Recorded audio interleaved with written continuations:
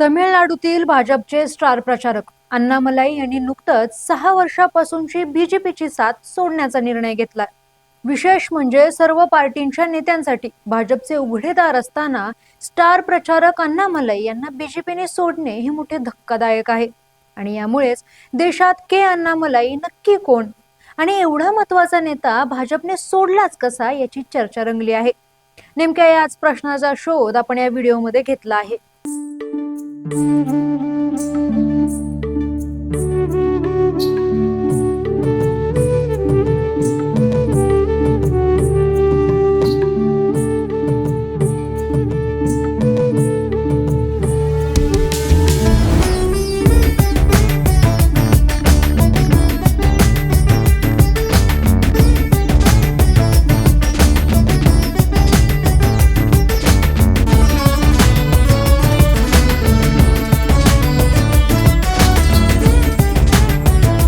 जुन्या कोल्हापूरची परंपरा, नव्या कोल्हापूरची पसंती। Chandrarup cloth stores, Lakshmi road, Kolhapur.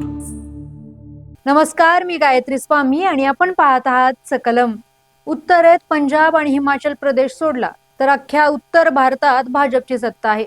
पण दक्षिणेत अलायन्सच्या जोरावर एक केंद्रशासित प्रदेश पुदुचेरी आणि आंध्र प्रदेशमध्येच फक्त सत्ता आहे। 2024च्या लोकसभा निवडणुकीत तमिळनाडूमधून भाजपची एकही जागा निवडून आली नव्हती। 2026च्या तमिळनाडू विधानसभेत भाजपने एकच जागा जिंकत ग्राउंड पॉलिटिक्समध्ये खातं खोललंय। अशा तमिळनाडूमध्ये के अण्णामलाई हे भाजपचे तरुण तडफदार तमिळ चेहरा असताना भाजपने त्यांना सोडलंच कसं हा प्रश्न पडल्या वाचून राहत नाही।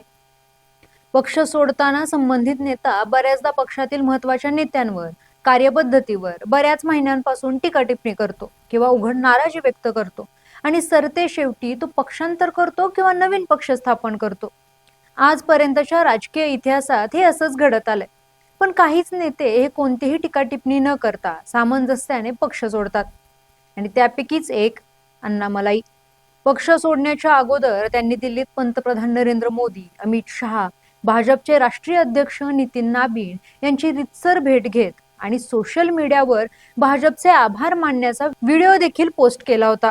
यामुळे अण्णामलाई आणि भाजप यांच्यातील ही ताटातूट नसून पुढील विधानसभा नजरेसमोर ठेवून भाजपला तमिळनाडूमध्ये स्वतःचं अस्तित्व निर्माण करण्यासाठी हातचं अंतर राखण्याचा भाजपचाच डाव असल्याची चर्चा आहे। त्याच्या मागचं प्रमुख कारण म्हणजे के अण्णामलाई यांच्या नेतृत्व काळात अण्णाद्रमुक आणि भाजपातला संघर्ष। भाजपचे तमिळनाडूमध्ये राजकीय अस्तित्व सध्या तरी नगण्य आहे। भाजपने राजकीय खेळी म्हणून अण्णाद्रमुक सोबत संधान साधलं आहे। पण जेव्हा के अण्णामलाई हे भाजपचे तमिळनाडूमधील अध्यक्ष होते तेव्हा त्यांनी अण्णाद्रमुकच्या विचारधारेवर आणि जयललिता यांच्यावरही टीका केलेली। त्यामुळे अण्णाद्रमुक आणि भाजपमध्ये संघर्ष पेटला। आणि पाहायला गेलं तर या 12 वर्षातील भाजपची भारतातील स्ट्रॅटेजी अशी आहे की जिथे भाजप कमकुवत आहे तिथे तो पहिल्यांदा अलायन्सच्या जोरावर सत्ता मिळवतो आणि त्या राज्यातील तो एक प्रमुख पक्ष बनतो। भाजपच्या या स्ट्रॅटेजीमध्ये अण्णामलाई यांची धोरणं आणि टीका हे अडसर होते। यामुळे अण्णामलाई यांच्याशी हातचं अंतर राखणं भाजपला सध्या गरजेचं वाटत आहे।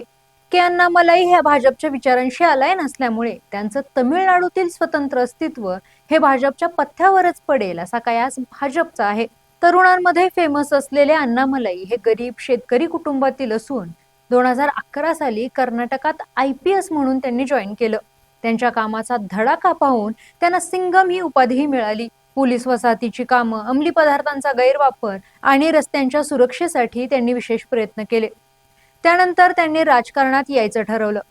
भाजपाला जॉईन करायच्या अगोदर त्यांना रजनीकांत यांनी ऑफर दिलेली, पण भाजपाला शब्द दिल्यामुळे आपण ती स्वीकारू शकत नाही असं त्यांनी स्पष्टीकरणही दिलेलं। आणि भाजप जॉईन करायच्या काही आठवड्यातच भाजपने त्यांना उपाध्यक्ष आणि नंतर अध्यक्ष पदाची जबाबदारी दिली। त्यांनीही अग्रेसिव्हली ही जबाबदारी पार पडली। 2024च्या लोकसभा निवडणुकांसाठी जुलै 2023 मध्ये अण्णामलाई यांनी आवर सॉइल आवर पीपल म्हणजे आपली माती आपली माणसं असा नारा देत पदयात्रा काढली।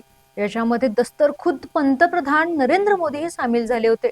याच्यासोबतच के अण्णामलाई यांनी तेव्हाचे तमिळनाडूचे मुख्यमंत्री MK स्टॅलिन यांच्यावर निशाणा साधला। एवढंच काय, DMK फाइल्स म्हणून काही कथित ऑडिओ क्लिप्सही बाहेर काढत भ्रष्टाचाराचे आरोप केले। तरी विशेष म्हणजे ईडी, सीबीआय किंवा साधा FIR ही DMKच्या नेत्यांवर केंद्र सरकारने केला नाही. लोकसभेच्या याच निवडणुकीमध्ये चर्चा रंगली ती अण्णामलई यांच्या शपथेबाबत. जोपर्यंत DMK सत्तेतून जात नाही तोपर्यंत पायात चप्पल घालणार नाही. पण पुढे 48 दिवसच त्यांनी चप्पल घातली नाही. 2024च्या निवडणुकीत भाजपाला अपेक्षित असं यश मिळालं नाही. भाजपची डबल इंजन सरकारच्या रणनीतीनुसार अण्णाद्रमुकशी सलोख्याचे संबंध निर्माण करणं गरजेचं झालं. जेव्हा अण्णामलई अध्यक्षपदावरून पायउतार झाले त्यांच्यानंतर नायनार, जे अण्णाद्रमुकचेच माजी मंत्री होते, ते भाजपचे नवे अध्यक्ष झाले. तेव्हापासून भाजप आणि अण्णाद्रमुकचे सलोख्याचे संबंध निर्माण झाले. मधल्या काळात अण्णामलई अध्यक्ष नसले तरी भाजपसाठी ते महत्वाचे होते आणि अण्णामलई पक्षासाठी नेटाने काम करत राहिले. 2026च्या तमिळनाडू विधानसभा निवडणुकांसाठी भाजपने त्यांच्यावर 6 मतदारसंघांची जबाबदारी सोपवली, पण त्यांनी ती स्वीकारली नाही. जागा वाटपात अण्णाद्रमुकला झुकतं माप दिलं आहे, त्यामुळे ते भाजप हायकमांडवरती नाराज असल्याची चर्चा होती.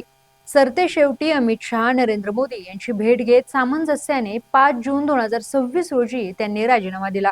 सध्या अण्णामलई हे दलित, शेतकरी, मुस्लिम वोट्स, जरा सेक्युलर आणि कामाच्या संदर्भात बोलणारा नेता अशी स्वतःची इमेज बनवत आहेत.